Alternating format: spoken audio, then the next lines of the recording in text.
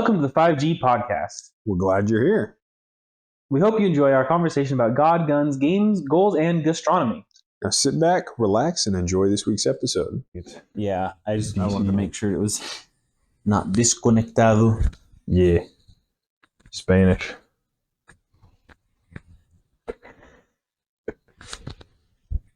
And timer. Is that actually Spanish? Yeah, desconectado. Pretty sure. Conectado isn't really a word in Portuguese. Yeah, no, it doesn't sound like Ligado. ligado. Desligado. Like it's litigated? No, that's litigado. Oh, litigado. Okay. Ligado. Litigar is to litigate. Ligado is like to connect. Interesting. Conectado. Yeah, no, Spanish is conectado. Pretty sure. Desconectado. Desligado. Some of those words are funny. They're like modern words that have been translated in other languages. Yeah. Yeah, I think conectar technically exists now, but no one uses it. Oh, okay, sure. Yeah, some of those tech terms are pretty goofy. I think the word for laptop is still the funniest. Oh, yeah? It's notebook. Nice. Just notebook. They call laptops notebooks. Notebook. Mm-hmm. It's funny. It's funny to me. Yeah, that's clever. I'm a huge fan of bilingual jokes, but there's a small amount of the population that can get them. So it's true. They're so funny though. My favorite one is still El Drazi, Los Drazos. Los drazos. Yeah. This is just dumb things like that. It's so funny to me. You gotta know. Yeah. Kicking it off this week with a banger topic, Steven. Hold on. I gotta tell you. We're talking about jokes. jokes. Okay. My grandpa's favorite joke. Uh-oh. And I don't know if it's racist, but That's why I said uh-oh before. yeah. Because he goes, why don't illegals cross the border in threes? Tres amigos. I don't know. No trespassing. No tres. Man, that's pretty good, actually. I don't think that's offensive. It's It's good. funny. It's pretty funny. Tres. No passing. trespassing. See, bilingual joke. Yeah. Great. That's funny. It's one of my grandpa's favorite jokes to tell. Every time I see him, he tells it to me. I'm like, Grandpa, you've told this to me probably a gazillion times at this point. Like, that's not Alzheimer's. He just wants to tell you the joke yeah. every time. Yeah. That's funny. My great grandma, I think every time I saw her, asked me if I had a girlfriend. Mm. Like, no, you just asked me yesterday. I still don't have a girlfriend. So thanks. Was that Alzheimer's? That was Alzheimer's. She's just not roasting you. Yeah. Like, no, yep, thanks. Uh-huh. Nope, great grandma. Nope, I'm not. Just Still- like yesterday. still don't. Yep, you can just all right. I'm here on vacation. Where would I have gotten a girlfriend? Yeah.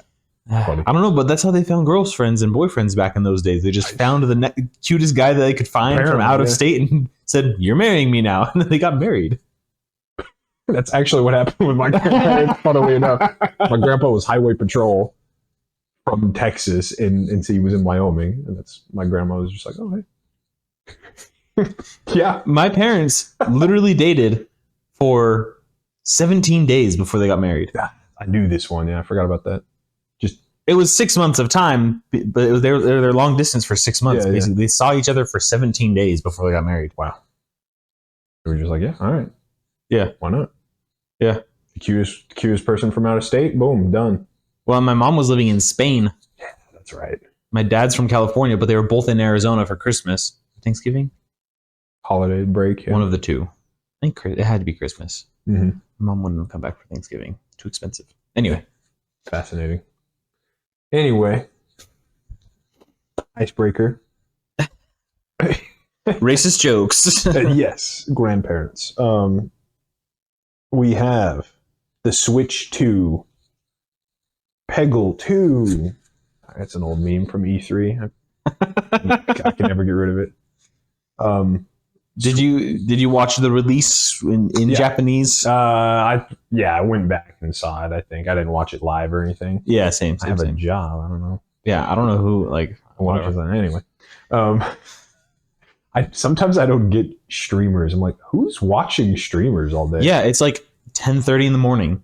Oh, And it's like, okay, because it's their job, so they just stream for a couple hours during the day.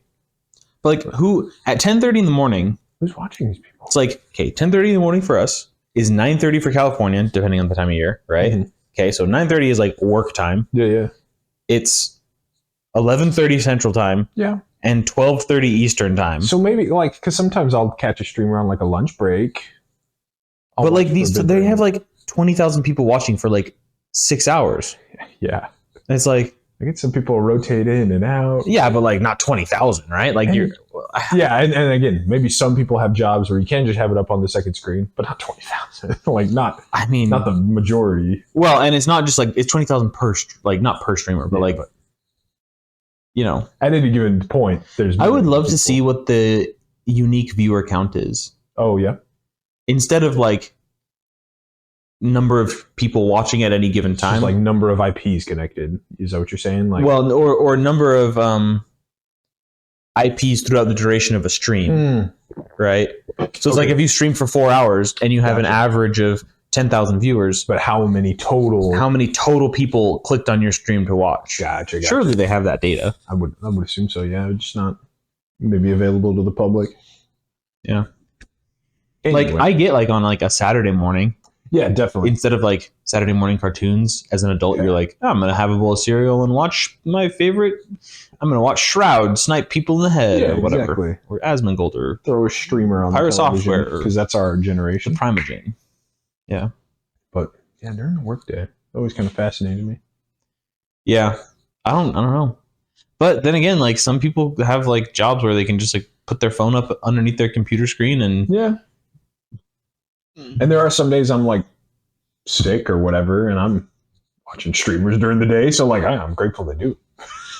Fair, but I don't do that.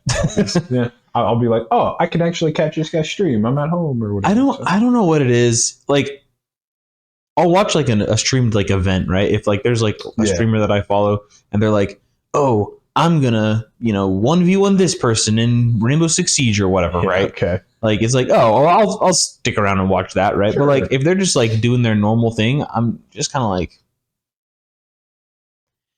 The problem I have is that like there's so much downtime in between cool things or interesting things, and then also I'm used to watching YouTube videos at 2x speed, and so that like if I'll watch Asmongold on YouTube, it's 2x speed. 2x speed. And it's highlights. Edited and so it's interesting. Yeah. And if I go to his stream, I'm like, I didn't realize he talked so slow and about nothing for 2 hours, and then something interesting. And then something. Yeah. Yeah. Anyway. No, I'm the same way. Yeah. I do vastly prefer YouTube highlights. Yeah. Well, I do that. I do that with sports too, though. Oh yeah. Like, I'll watch the Diamondbacks highlights and the Cubs highlights and like F1 race highlights and UFC fight highlights and But to sit down and watch Super Bowl highlights, because I don't watch the Super Bowl because it's just I can't stand watching football. No. Yeah. I can't stand watching football, but not enough action for you. No, I'll watch a whole UFC fight or like a whole F1 race or a whole like wrestling match. Oh yeah, sure. But it's a lot shorter time commitments than an F1 plus ads. An F1 race is 2 hours. 2 hours. Yeah, hour and a half sometimes. They throw a bunch of commercials in there. Yeah, because it's just action all the time, right? Yeah, there's no downtime. Yeah, usually they don't. I mean, there's every like once in a while. It's like they'll have like the tiny screen of the race when or whatever. If there's like a safety car, they'll throw a little. But no, nice. Same with like UFC fights. Yeah. Like in between fights, like whole fights, maybe, probably, but but usually not, because usually it's pay-per-view. Oh, yeah, that's right. UFC so you're paying for it. Pay-per-view model. Yeah, good for them. They're $1 billion company because of it. So yeah, exactly. They wouldn't have survived without that model from the beginning. So, and now they're thriving. So they've got an interesting history how they started. So yeah, they do. Dana White's a magician. Yeah, a madman and a magician. That sport almost died a couple times. So. It has died many times. Yeah. Like there's so many other organizations like the UFC that have tried to come up and just Not successful. Nope. Anyway, Switch 2. Switching to our topic to Switch 2. I don't know, something like that. Live Switch segue. 2. I got to do my joke again. Man. If you don't know that one, it's from when they revealed Peggle 2. It was at E3, which used to be... Peggle 2 is.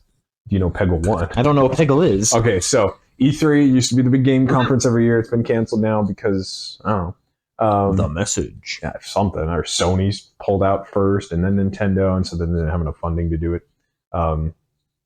EA Games. EA was there, and they were announcing... Peggle was like this really old game on the computer, and then might have ended up on the phone, where it was like a brick breaker. You shoot the ball up, and it hits all the bricks. Oh, yeah. And it rolls down and whatever.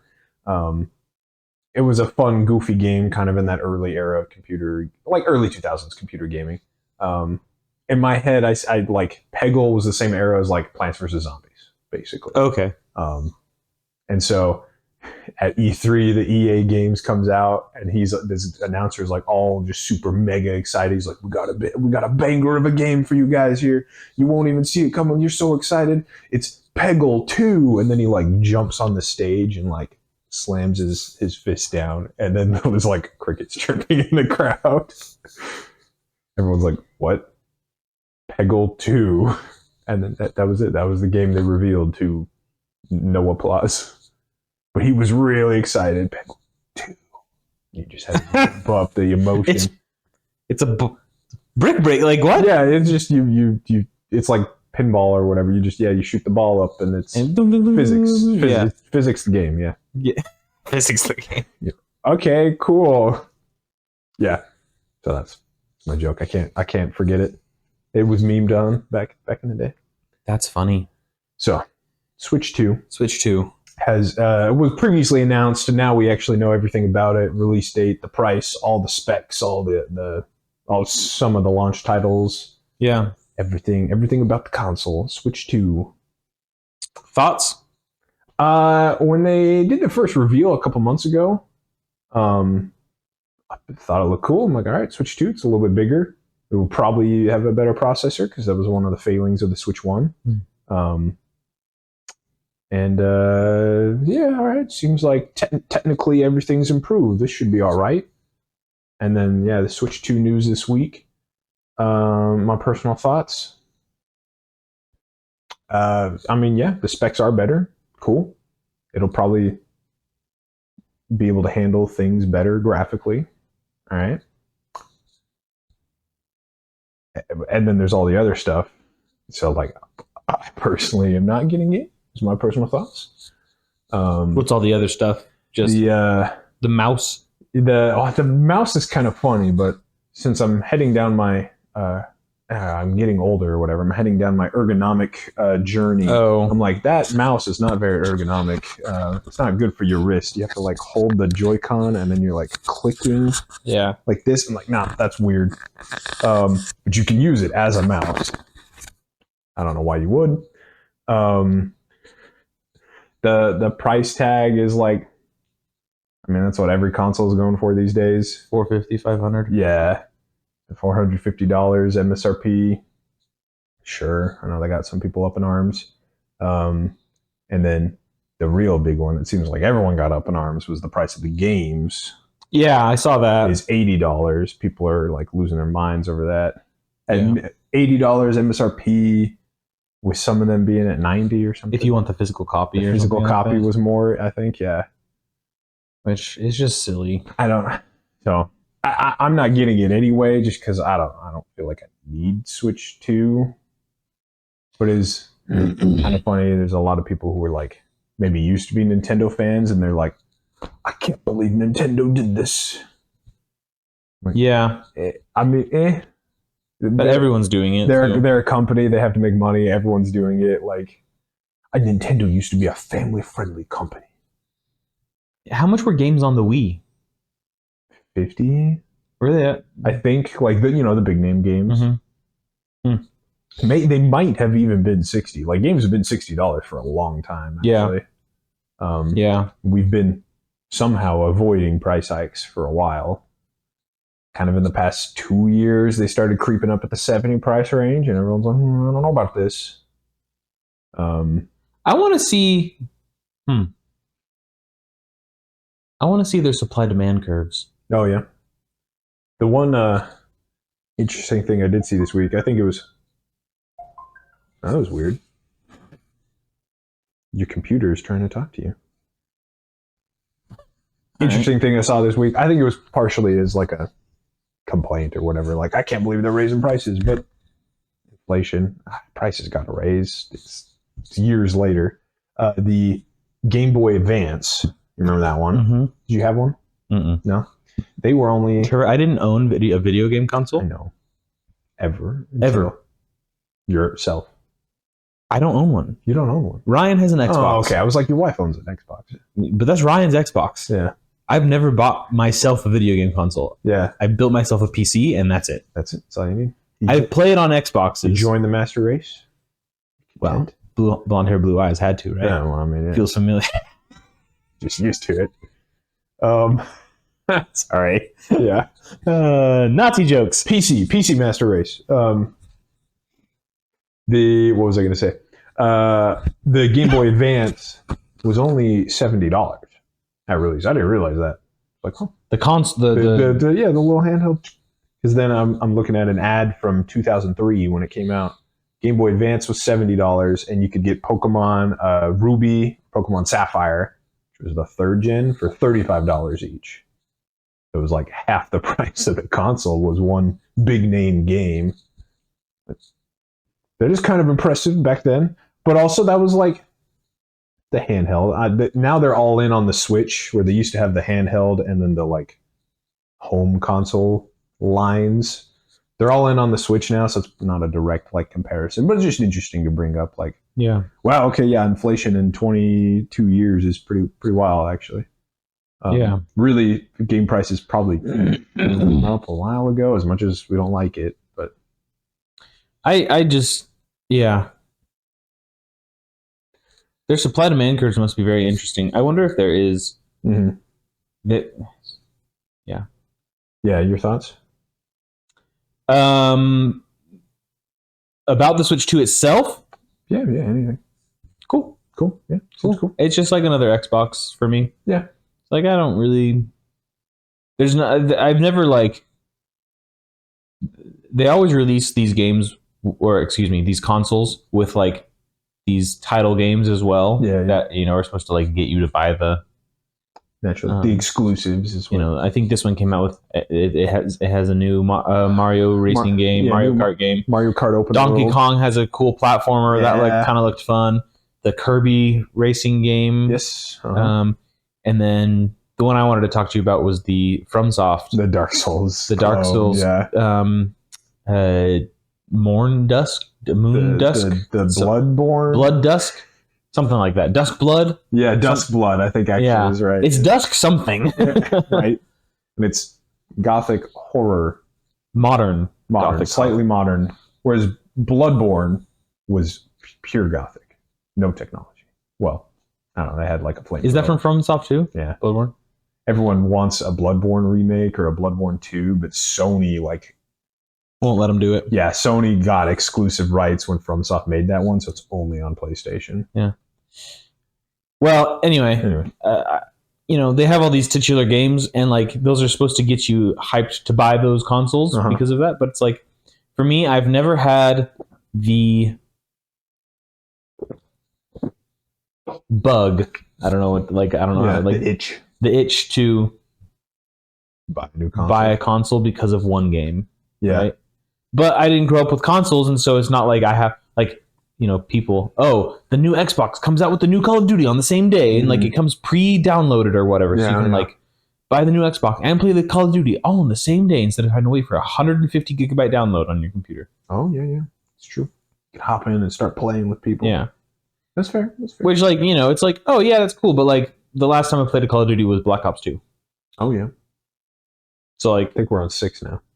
Something like that. Yeah. Maybe 3. I might have played Black Ops 3. Yeah. I don't remember. Anyway. Like, so a new console coming out is cool, and I understand people are excited. I didn't see like anything where I was like, wow, that's a really groundbreaking technology that Nintendo, like, usually their consoles are like relatively like different, but they're just doing Switch 2 this time. So yeah, but like the Switch is like, no, I don't want to say like when they came out with the Wii, that was like groundbreaking. Yeah, how like you had like a magic wand and like pretty revolutionary. The Switch 1 now, the original Switch, was like, okay, cool. This is like a combination console handheld. Yeah, which is like a cool idea. Definitely, you know, it's like, okay, it's you plug it into the dock and you get a console graphics, console resolution. It's perfect, and then you pick it up and it's handheld graphics. Yeah, it's a little bit smaller, like, and it worked. And it's a cool concept, right? Yeah. And then, there's the Steam Deck, which is kind of a better version of a handheld device. Yeah, runs your PC games. Yeah. And then there's other consoles that might be better consoles, or even just a PC. Just a PC, right? Yep. So it's kind of like, I just don't understand where their market niche is. Yeah. And then, to like devil's advocate on that a little bit, right? It's like they always kind of used to be the family console game. Yeah. And now it's like, are they still? Maybe that was their market, but then like you said, maybe they do get enough demand still to like be the family console. The problem though, in my opinion, with the family console idea is that like I don't know about the Switch, but can you connect more than 2 controllers to it? Yeah. Okay. Yeah. Can you connect the 4? Yeah, you can do up to 4 on the. Heck, I think you can even do more. So in that case, maybe it is. Yeah. Because like I remember on the Wii, you could connect like 4 or more of the controllers. I think you could do 4 per Wii, but then you could link a couple Wii's. Yeah, you could connect Wii's. Yeah. Yeah.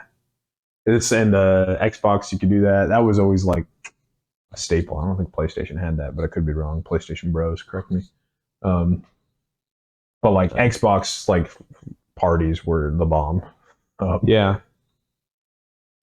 I don't know how anyone ever played Halo split screen 4 ways on a tiny screen. Literally, you were playing on a square this big. It was like a 4x4 square. Yeah. And it's like, and we were happy. And you were headshotting guy. Like, what the heck? Like, we had decent-ish accuracy. There's a little bit of aim assist with the controller, but was there back then? Yeah, in Halo 1 there might not have been, honestly, but even 2. Yeah. I did the I was playing around, this is a couple months ago. I was playing around on Halo 2. And they did like their reskin, and I turned that off. Yeah, the remastered graphics. Yeah, remastered. I turned that off, and I was like, I don't remember this being this bad. I know. Yeah, like this is like not good looking. Yep. All right. I mean, I'm sure for the time it was like, wow, this is so cool. My wife and I are playing through Halo Reach right now, which is a little bit after, and we're like, man, this used to be like the game. Yeah, this used to be so good, and now it's like, and like there's not even like in some of them there's not even a sprint. No, yeah, like there's you're like walking.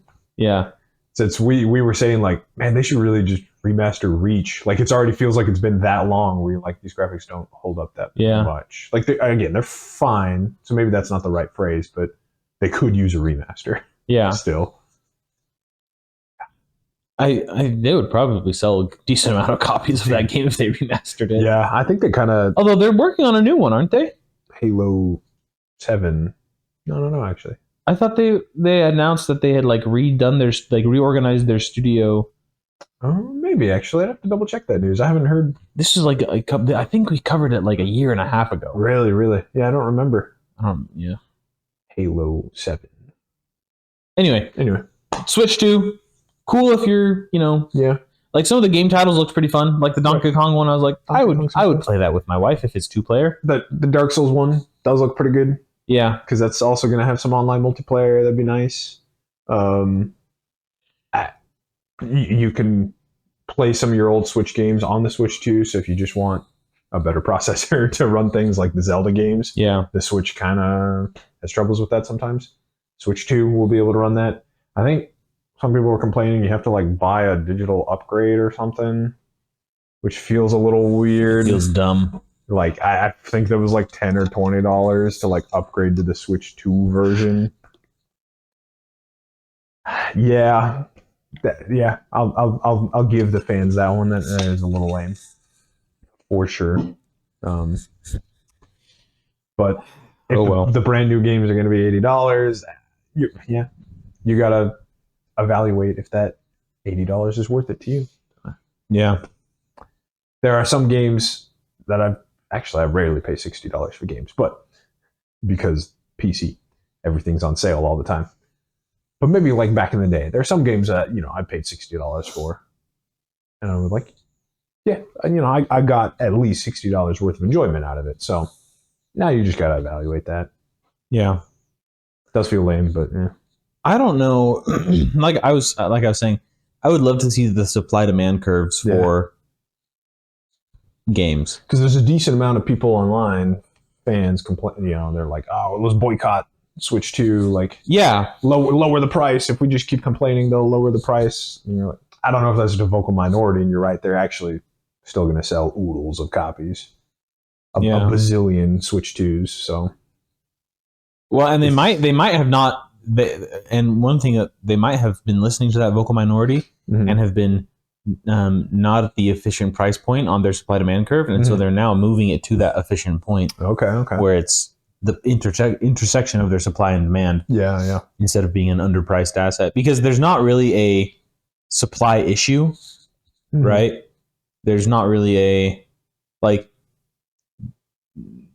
you don't have to produce physical copies. Once the game is made, the game is made. Yeah, exactly. Right? Like if you're just doing digital copies. If you're just doing digital downloads of it, it's like there's no you used to have to produce the game, and then also print copies of the game, whether on cartridge or on CD or however you were doing it, and so money. So that cost a decent amount of money, and so you had to guess basically how many copies are we going to sell, and then sell those copies, right? You had to sell them, yeah. Nowadays it's it's digital downloads. Yeah, we produce the game and then throw it up into the cloud, and the cloud goes rain, and it you're able to disperse it however many people. You don't have to print physical copies for people to buy, and so your supply demand curve can be adjusted accordingly. Because it way lowers your initial overhead costs, your overhead, right? Yeah. So you don't have to recoup as much, and so you can increase this price. Yeah, interesting. The internal storage on the Switch 2 is a lot bigger because, thank goodness, out of the internal storage on the Switch 1 was pretty abysmal. You had to buy a separate SD card. So I think they've know that digital download is definitely the way. So I think you get half a terabyte or something on the Switch 2. That's not bad. So it's you should be able to digital download a bunch of games. 6 to 8 games. Yeah, I think so. Probably more on because some of those games are smaller, big, yeah. So anyway, boycott Nintendo. You come here for the controversy. We're always up in arms at everything. Yeah.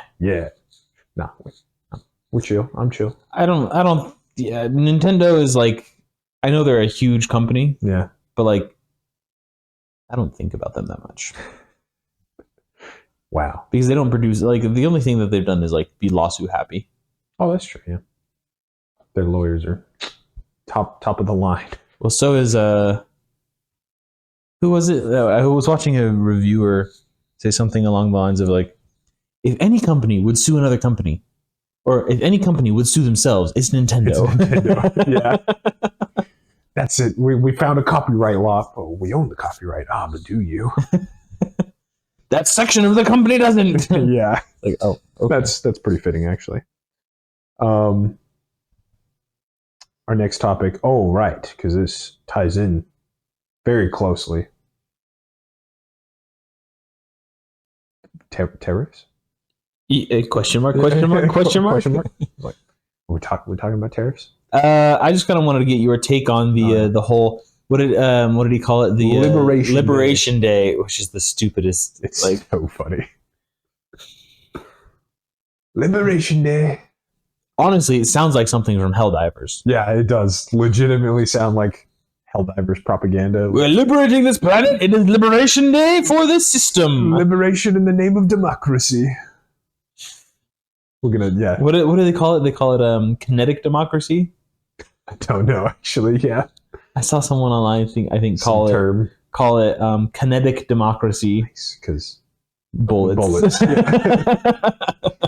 That's pretty good.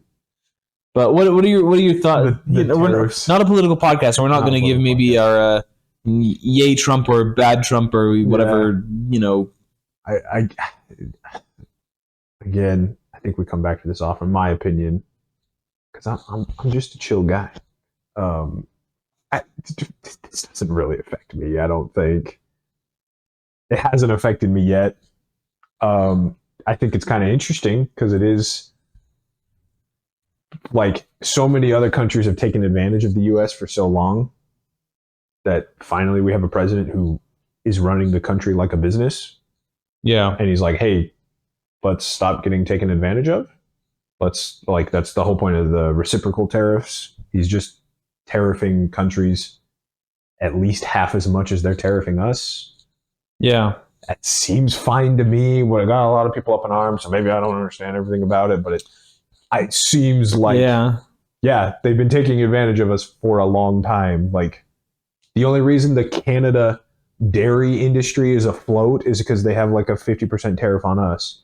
Otherwise, the American dairy industry would just take over, and Canada would have no dairy industry. So, because I'm like super split on them because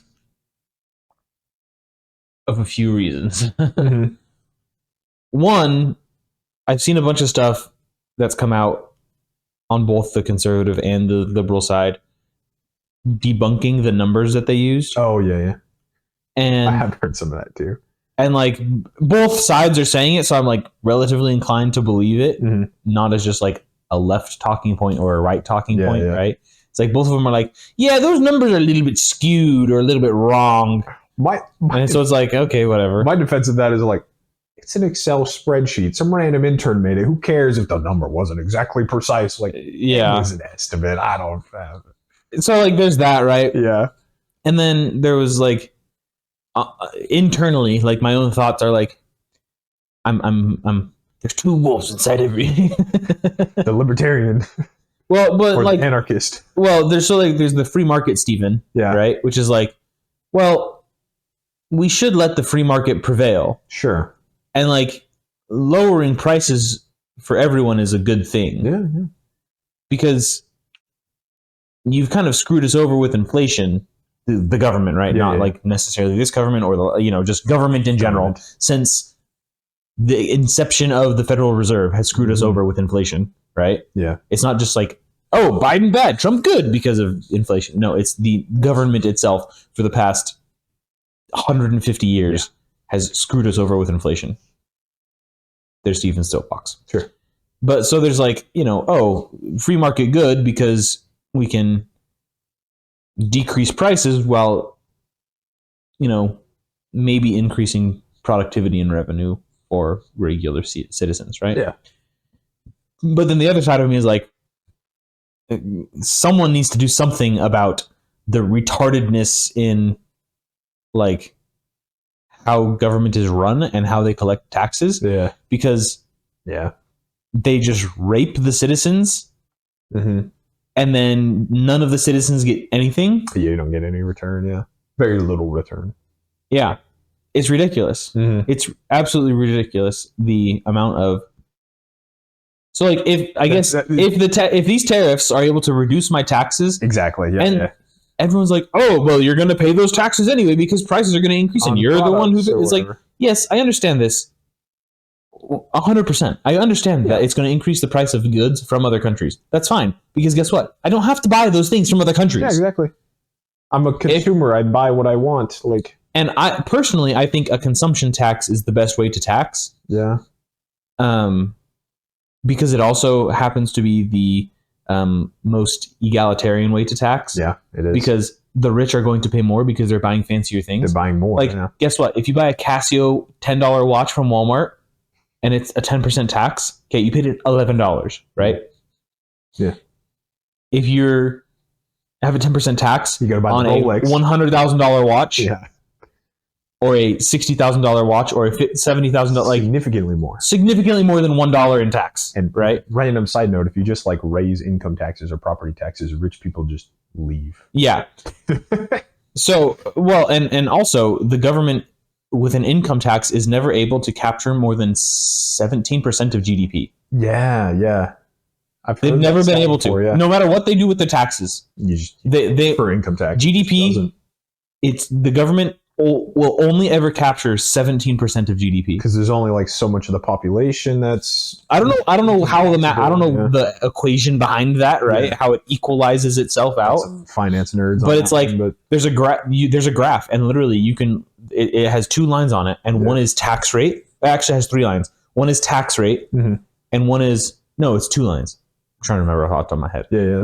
One is tax rate, and the other line is a percent of GDP. Okay, yeah. So if you like super high taxes or super low income taxes, it doesn't. That GDP line is literally just like a little like slight wave, and it's like it goes from 17.2% to 16.9% to 17.7%. It's like right around 17% or something. It's not how the government can make more money. No. Yeah, to fund things. So no, raising taxes, they'll only ever gather 17% of GDP. Yeah.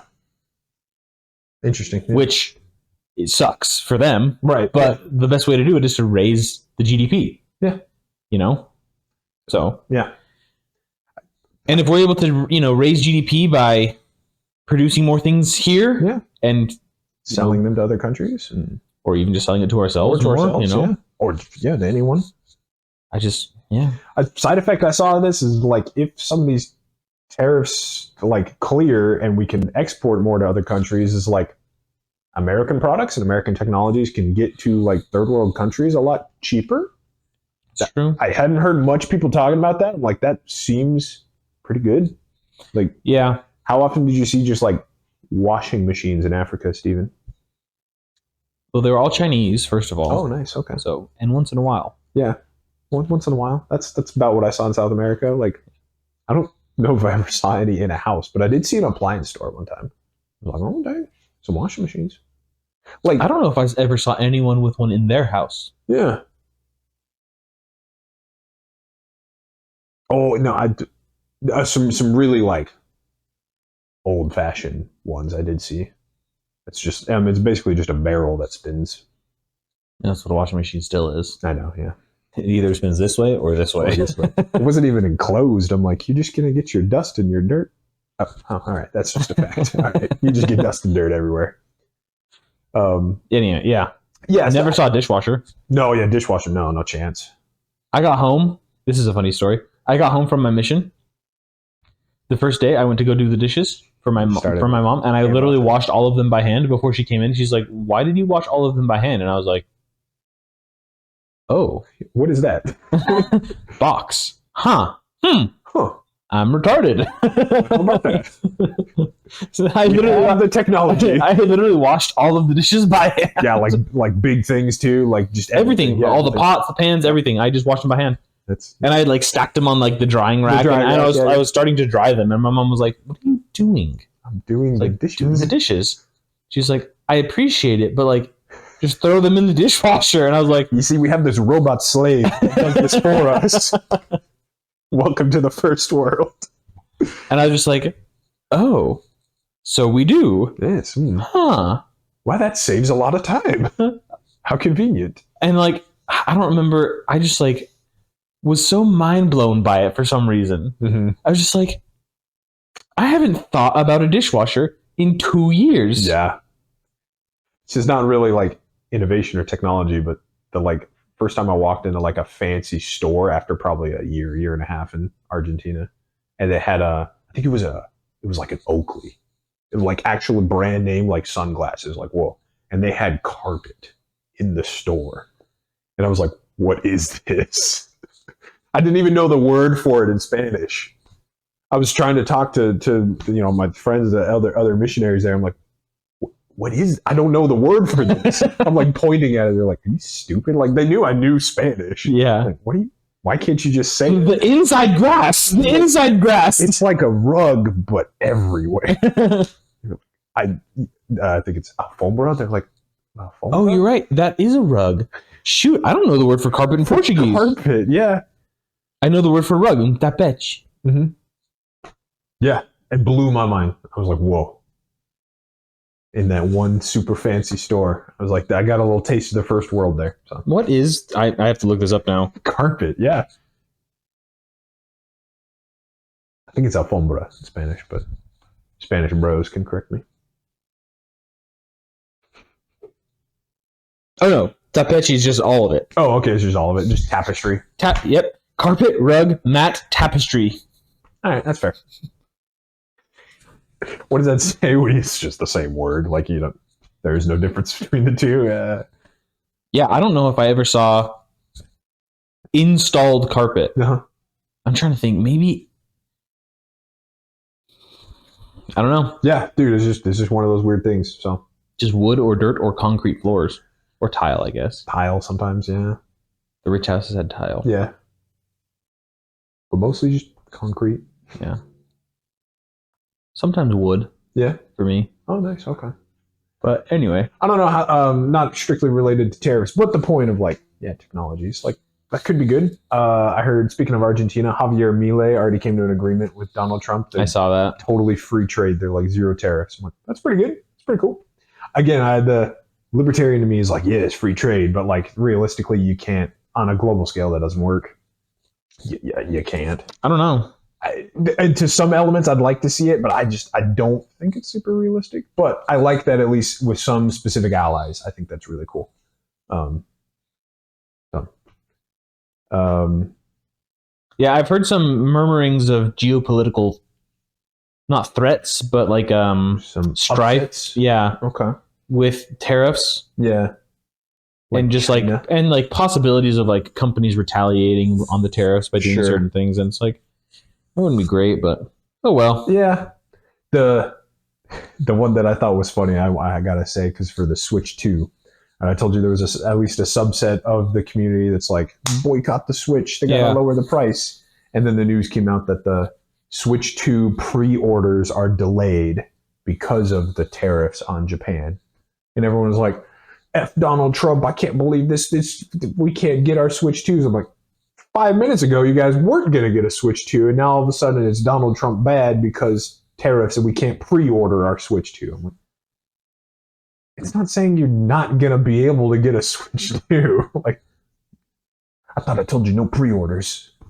Yeah, for real. Like, that was people's logic trains are just so brilliant. The internet will get you fired up about anything, so it's just literally swapping from 5 minutes to the next with like no logic. Yeah. Yeah.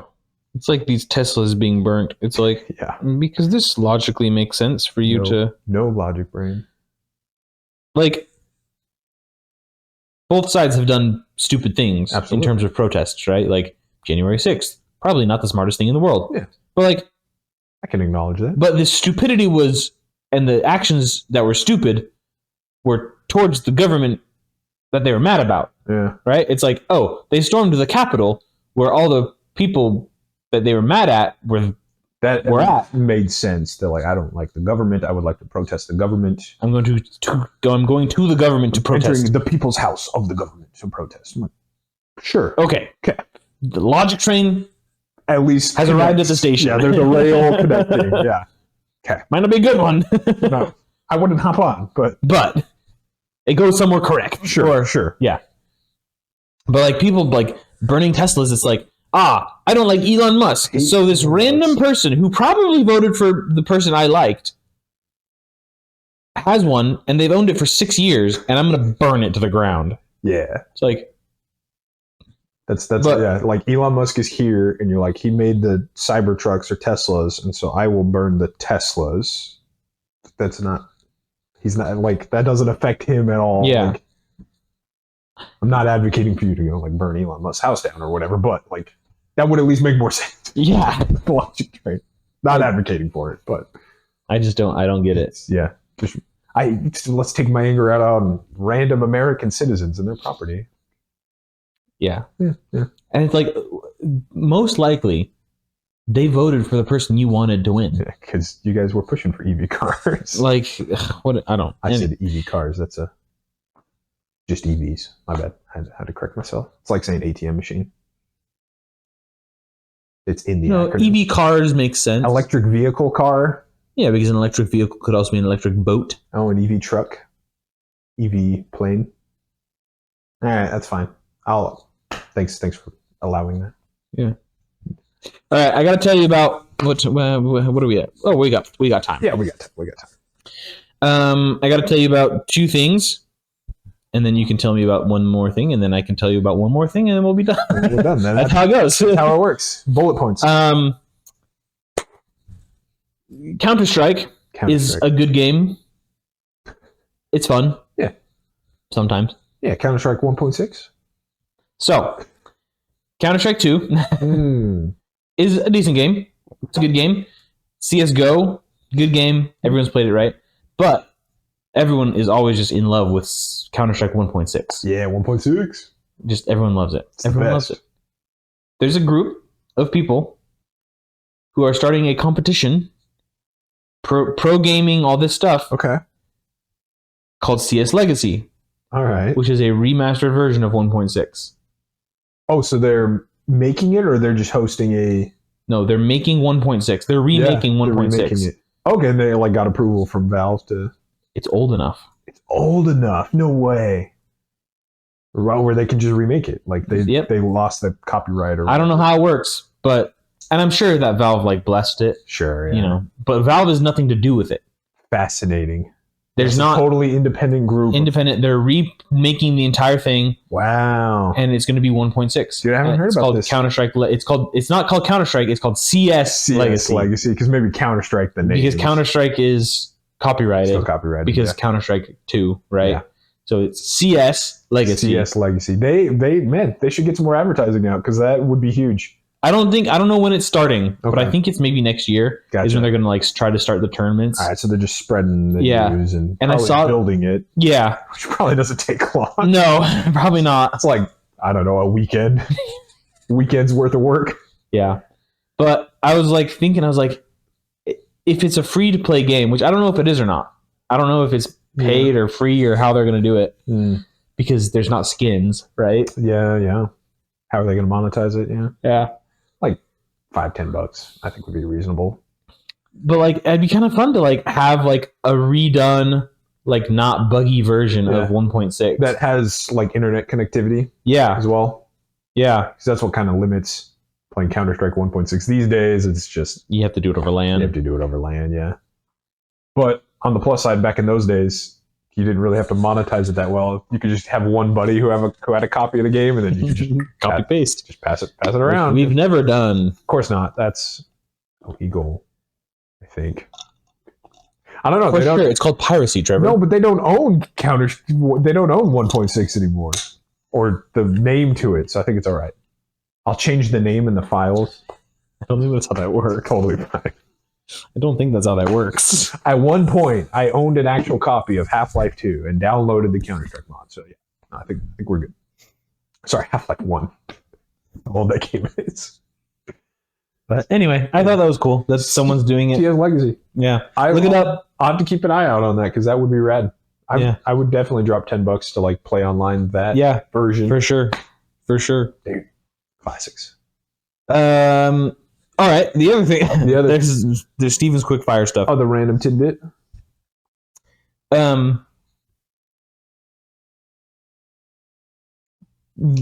trying to figure out how I want to come at it from. I gotcha. There's a TV show about Ayrton Senna. Ayrton Senna is touted as one of the best, if not the best, F1 racing driver of all time. Okay. Some people claim he's the best racing driver, period, of all time. Interesting. He died in a race. F1 race, crashed into a wall at 300 miles an hour. Dude. And just lights out, right? No jokes, but like, what a way to go. I mean, Yeah. if that's Um, dang. and anyway, so he's super like famous still. Yeah. He died in like the 80s or 90s, and he's still super famous. Okay, he's the Babe Ruth of F1.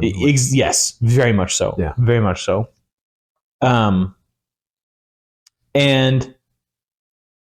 Netflix has a show that they came out with. He's a Brazilian. Ayrton Senna is Brazilian. Okay. They came out with a show in Portuguese. Oh, nice. That is about his life when he was like, it's him starting out, and so like a mockumentary, or no, it's more like it's more. It's not a documentary at all. It's it's a live action biography, basically, of what happened, and they intersperse like black and white footage of his races, and like they'll intersperse like actual broadcasts of at the time, right? So it's been really fun to watch so far. But one thing that Netflix does that I think is fantastic is because their audience is so international, is when there are language switches, they just have the actors speak both languages. Oh yeah, nice. This show is in mostly Portuguese because he's Brazilian, but some of it takes place in England. Yeah, and they just speak English. That's good. And like, there's no dubbing of no voiceover. No, none of that. It's just English. And then there's some Spanish racers, and they speak Spanish. And the entire time is the languages that they're actually speaking are the languages that they're actually supposed to speak. Right? Yeah. They did this with All Quiet on the Western Front. Yes. With English, French, and German. I thought that was fantastic. Same thing here. I think it's fantastic. You put the I'm doing it in Portuguese subtitles. Yeah. But you put the Portuguese subtitles on, and then like any Spanish, like I can just like read, right? Whatever. Yeah. It still puts the subtitles up in the language you want. Yeah. So I have it all in Portuguese. But I thought I just think it's such a fantastic way to do a show. Yeah. Personally. Yeah, that's pretty cool. The show also, if you're into that, is like really good so far. So I haven't finished it yet, but it's really, really quite good. I wanted to bring something interesting up. The TV show The Gentleman. Yes. Okay. The female gangster. Yeah. I don't remember her name in the show. Susie Glass. Glass. Her actress, or that actress, Kaya Scodelario, something or other, is in this Ayrton Senna TV show. Okay. The show is just called Senna, right? It's called Senna. Senna. Yeah, that's his name, yeah. She speaks beautiful Portuguese. Oh, wow. For like an English actor, you wouldn't expect that. Apparently, she's half Brazilian. Oh. And no one knew. Wow. Because she was born and raised in England, but her mom is Brazilian. Yeah, okay. And so like she starts speaking Portuguese in the show, and I'm like, wait, that's actually her speaking. That doesn't sound half bad. And I'm like, what the heck? And she's like, so I like looked it up. I'm like, what the freaking A? How does this white girl know Portuguese? Well, and it's like, it's not just like schoolhouse Portuguese. It's like legit, like if she's talking with other Brazilian natives in the show. Yeah. And I was like, what the heck? This is crazy. So anyway, kudos to her, I guess, is what I would have to say. That's cool. There's one similar vein. It's a movie I really like called The Raid. Fantastic action movie, but The Raid 2 is actually the one I'm talking about. The Raid is known for just like its action choreography. It's before a couple of the Hollywood choreographers got big. It was like one of their first movies. The one guy who's in John Wick 3, his name escapes me right now, but he's the main character in that one. And he did some of the choreography. He's Indonesian, so the movie takes place in Indonesia. And it's known for the choreography because they're just like fighting through this gang base. Basically, they're just like trying to get through this like apartment complex to get to the big boss man. The whole movie is basically a fight. Raid 2 had a little bit more story and a little bit more like outside parts. It wasn't all just like one camera, right? But they had Indonesian and then Japanese and Chinese actors, like gangs playing in that movie. And you could hear them almost side by side in the movie, like, and they just spoke their language. You watch it in the Indonesian normally. And it's like super distinct. you're like, oh, okay. Sometimes us Americans are just like, Asian languages, whatever. Like, Yeah. they all sound the same, but like you'll have like a Japanese character talking to the Chinese character. You're like, that is vastly different, and they just understand each other. And then like, yeah, and then the Indonesian character walks in. You're like, that language doesn't even sound anything like those two. Like, what in the? So it's kind of cool. Along the same veins, I like when they do that. Yeah. You can hear the other languages. Yeah. So, Raid 2, good action movie. Very nice. We might have to do that for just like a boys' night one of these times. Super down. It's a really good action movie. It's pretty brutal, pretty violent. Nice. Yeah. Always a good time. Tell me about Pauper, Trevor. Yes, Magic the Gathering. Got to have a Magic the Gathering moment. Pauper, the best format that Wizards of the Coast hasn't touched yet. Which, unironically, is probably why I've migrated more to that instead of Commander these days.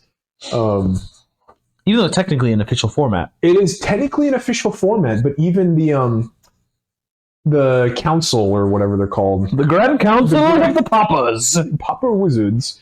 The great magistrates in the sky. Yeah. They're technically not run by Wizards of the Coast. It's kind of like how Commander used to have their advisory group or whatever. They had some Wizards of the Coast employees, but it wasn't sponsored. And Pauper is still that way. They do a lot of sanctioned events. But technically, like their, for instance, their banned and restricted announcement, they just follow Wizards of the Coast schedule, but technically they can like roll out updates to their format anytime they want. They just happen to do it every quarter, same as Wizards of the Coast.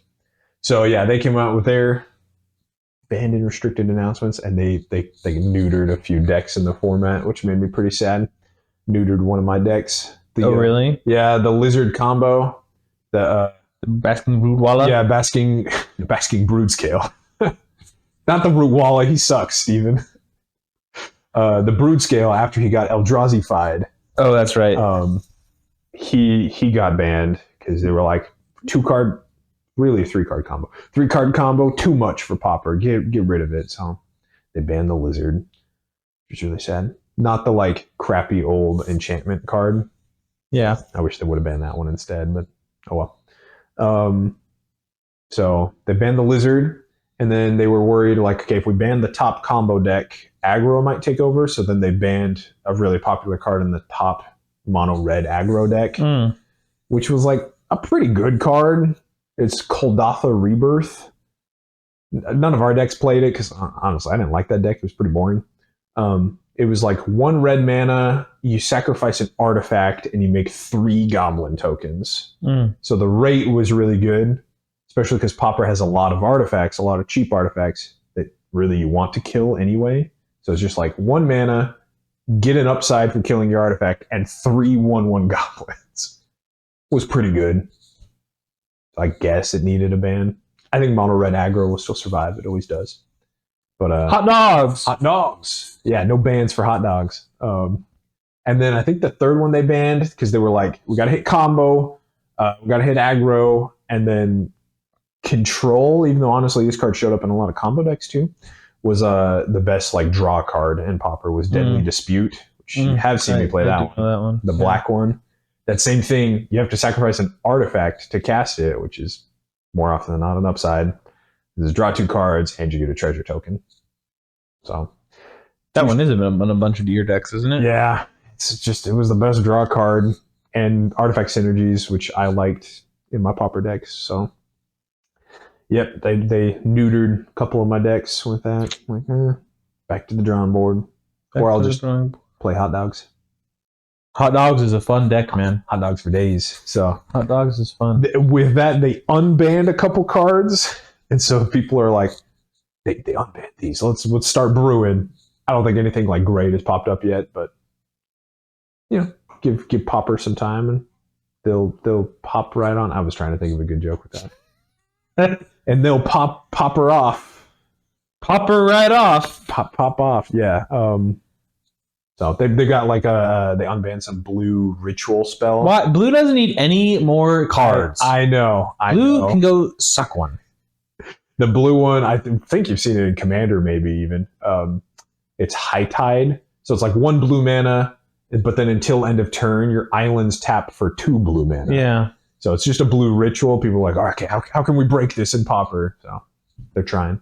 I don't think it'll replace the lizard combo. I love that little lizard guy. Well, hot dogs are better. Hot dogs is better, apparently, so. And it'll dodge bans forever because it's never popular enough. Yeah. Where people are mad about it, so. Yeah.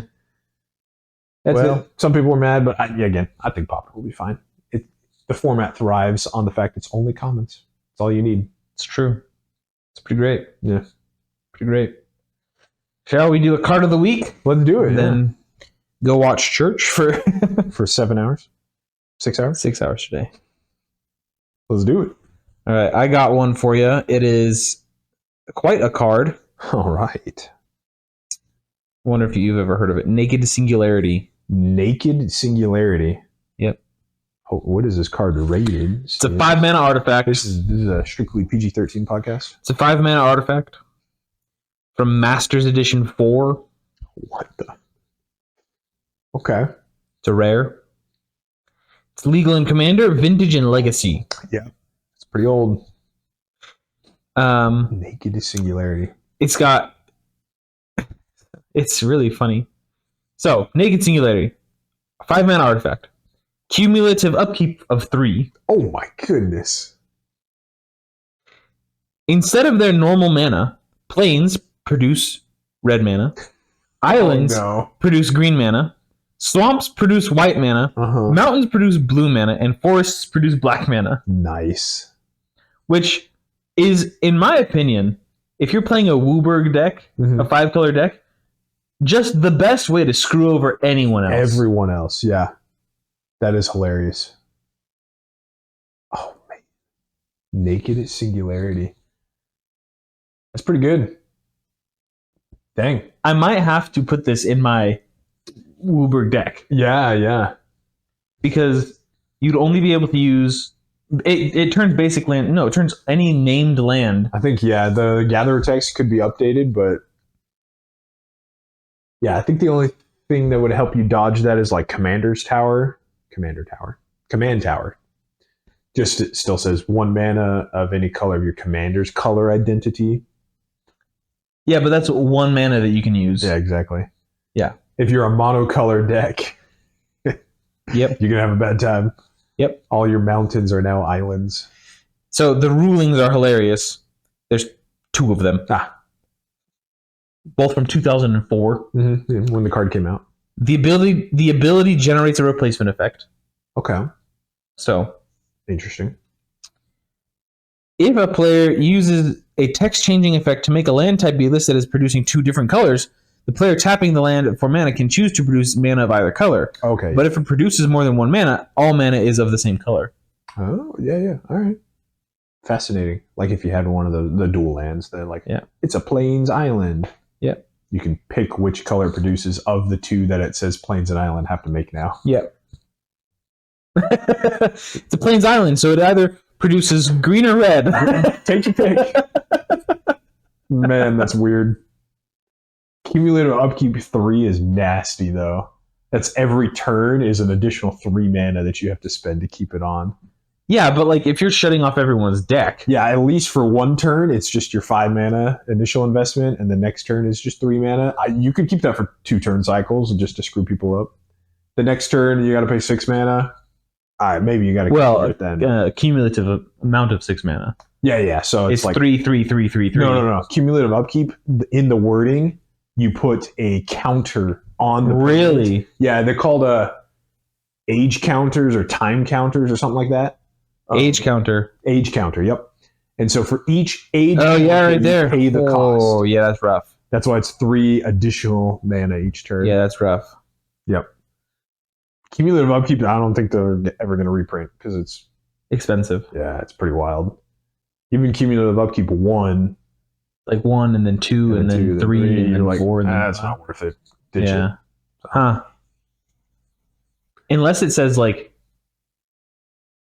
I don't know, I would keep like a cumulative upkeep card that was like, 1 for each. Cumulative upkeep 1, right? Yeah. But then like each turn like before your draw step, you got to like search your library for a land card and put it onto the battlefield. Oh, sure, yeah. So you're at least ramping.